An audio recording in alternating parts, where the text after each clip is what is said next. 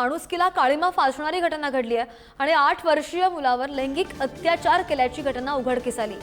इमारतीच्या डकमध्ये संशयास्पद मृतदेह आढळून आला आणि त्यामुळे एकच खळबळ उडाली आहे। मुलगा मूकबधीर असल्याने संशयितानं फायदा घेतल्याचं पाहायला मिळालंय आणि नाशिकच्या गंधर्व नगरी परिसरामध्ये ही घटना घडली।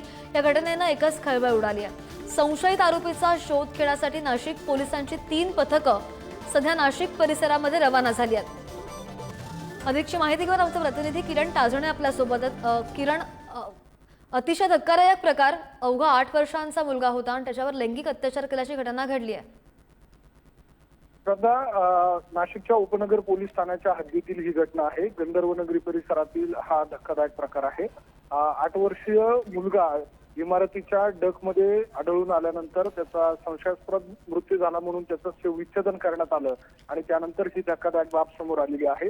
त्याच्यावर लैंगिक अत्याचार करण्यात आल्याचं शवविच्छेदन अहवालामध्ये समोर आलेलं आहे। त्याच्या बरगड्या आणि मणके तुटून त्याचा मृत्यू झाल्याचं त्यामध्ये नमूद करण्यात आलेलं आहे आणि या सगळ्या पार्श्वभूमीवर नाशिकच्या उपनगर पोलिसांनी अधिकचा तपास करत असताना त्याची हत्या झाली आहे अशा स्वरूपाचा प्राथमिक अंदाज देखील वर्तवलेला आहे।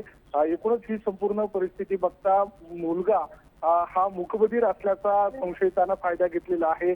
या सगळ्या पार्श्वभूमीवर आता नाशिक पोलिसांकडनं 3 पथके तयार करण्यात आलेली आहे। संशयित आरोपीचा शोध देखील घेतला जातो। त्यामुळे आता या तपासादरम्यान नेमक्या कोणत्या बाबी समोर येतात हे बघावं लागेल।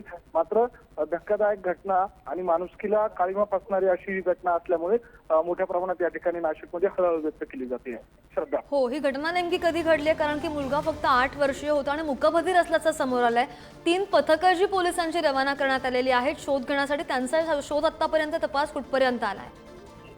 खरं तर कालच्या दिवशी मुलाचा संशयास्पद मृत्यू आढळून आलेला होता। त्याचा मृतदेह शवविच्छेदन केल्यानंतर आज सकाळच्या वेळेला त्याचा शवविच्छेदन अहवाल आल्यानंतर त्याच्यावर लैंगिक अत्याचार केल्याची बाब समोर आली आणि त्यानंतर तातडीनं पोलिसांनी या सगळ्या संदर्भामध्ये अधिकचा तपास करत हत्येचा गुन्हा दाखल केलेला आहे। पोस्को कायद्याअंतर्गत गुन्हा दाखल केल्यानंतर तातडीनं 3 पथके तयार केलेली आहे। नाशिकच्या संबंधित ज्या गंधर्व नगरी परिसरामध्ये ही घटना घडलेली आहे त्याच्या अनुषंगाने असलेली जे सीसीटीव्ही आहे त्या सीसीटीव्हीच्या आधारे आता पोलिसांची ही जी 3 पथके आहेत ती तपास करताय।